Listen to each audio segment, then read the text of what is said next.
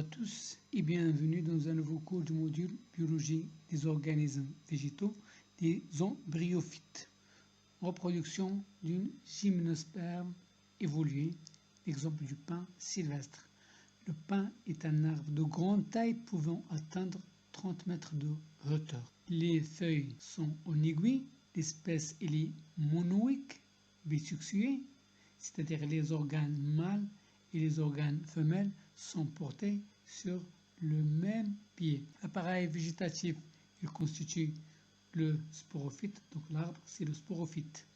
On a deux types de rameaux, les rameaux longs appelés oxyblastes et puis les rameaux courts qui sont appelés brachyblastes. L'appareil reproducteur mâle est constitué de cônes de petite taille qui sont groupés en épée à la base de la jeune pousse.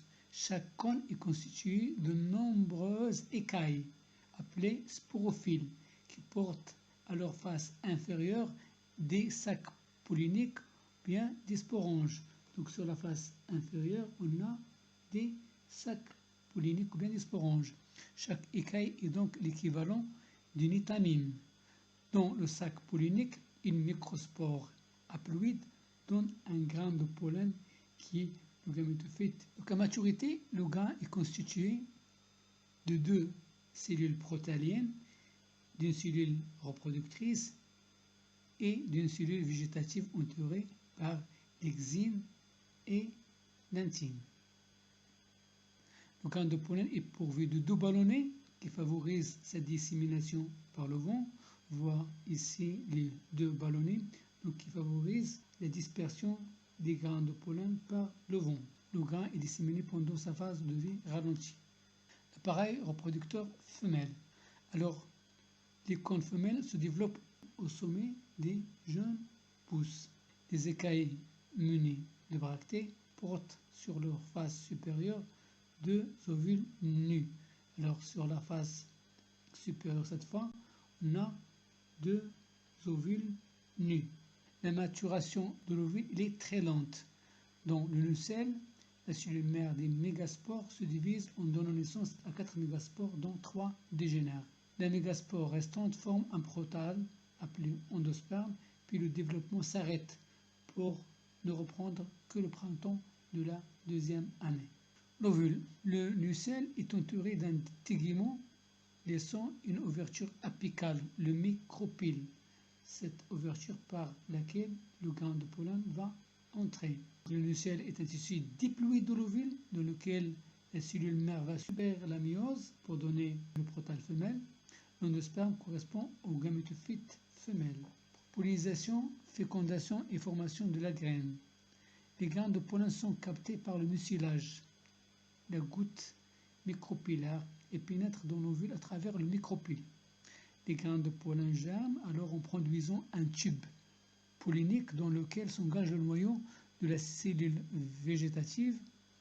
La cellule reproductrice se divise en deux cellules dont une cellule spermatogène entéridée. Les archigones ne sont pas encore formés et le développement du pollen s'arrête à ce stade. Lorsque les archigones sont formés pendant la deuxième année, le pollen reprend son développement. Le tube pollinique s'allonge et pénètre plus profondément dans le nucelle. La cellule spermatogène se divise en deux et donne naissance à deux gamètes non ciliés, réduits à leur noyau, dont l'un va féconder le sphère. La fécondation est de type siphonogamie. Croissance de tube pollinique pendant la première année. Les archigones ne sont pas encore formés. On voit bien ici la mégaspore. Donc la germination du grain de pollen pendant la première année, il n'y a pas encore formation du protale et des archigones. Schématiquement, pendant la première année, on a la croissance du tube pollinique dans l'ovule qui va s'arrêter pendant la première année et reprendre la deuxième année une fois que les oosphères sont formés au niveau du protale femelle. Alors le zygote se développe et forme un embryon. Les réserves s'accumulent au moment de la différenciation d'embryon, donc après la fécondation. L'ovule fécondé avec son embryon et les réserves constituent la graine. La graine formée, elle est ailée.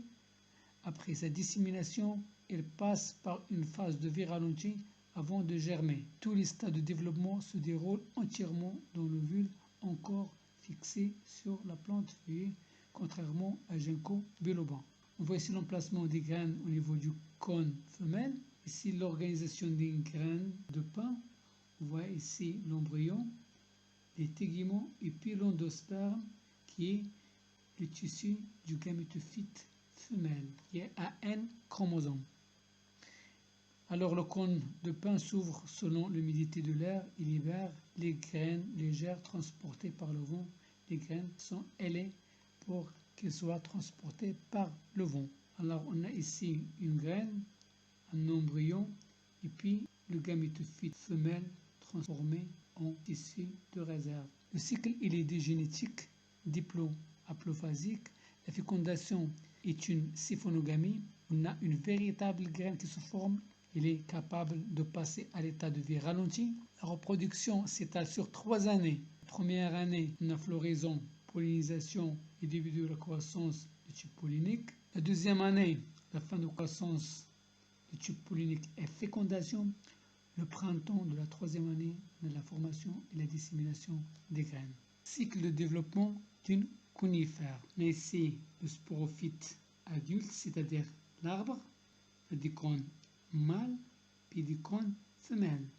Les cônes mâles vont libérer des graines de pollen qui vont venir entrer par le micropyle, vont émettre le tube pollinique, puis le processus s'arrête et attendre la deuxième année une fois que les archégones sont formés. Et puis on a la fécondation des oosphères, puis formation de l'embryon, puis de la graine.